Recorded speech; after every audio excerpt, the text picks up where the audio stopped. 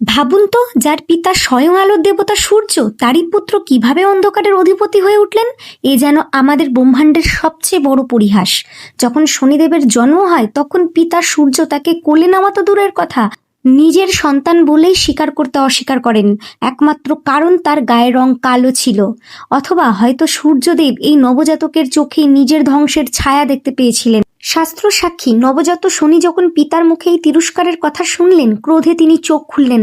শিশু শনির দৃষ্টি পড়া মাত্র ইতিহাসে প্রথমবার সূর্যদেবের শরীর কালো হয়ে গেল, যেন সূর্যের উপর গ্রহণ নেমে এলো।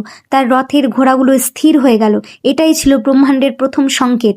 শনিদেব কোনো সাধারণ শিশু নন, তিনি বক্রদৃষ্টির অধিপতি। কিন্তু আসল ট্র্যাজেডি হলো, শনিদেব মনে করতেন তার মা ও তার ভাই যমরাজের মধ্যে ভেদাভেদ করেন। একদিন ক্ষুধার্ত অবস্থায় মা যখন তাকে খাবার দেননি, রাগের শনি তার পা তুলে নেন। ঠিক তখনই তার মা এমন এক অভিশাপ দেন যা কোনো জন্মদাত্রী মা তার নিজের সন্তানের প্রতি দিতে পারেন না। তিনি বললেন, যা, তোর পা এখনই ভেঙে যাক। আর সেই মুহূর্ত থেকে শনিদেব চিরকালের জন্য খোঁড়া হয়ে গেলেন। যখন সূর্যদেব এই সব দেখলেন, তখন তিনি সত্যটা বুঝতে পারলেন। এক মা নিজের সন্তানকে হত্যা করতে পারে, কিন্তু তাকে পঙ্গু হওয়ার অভিশাপ দিতে পারে না।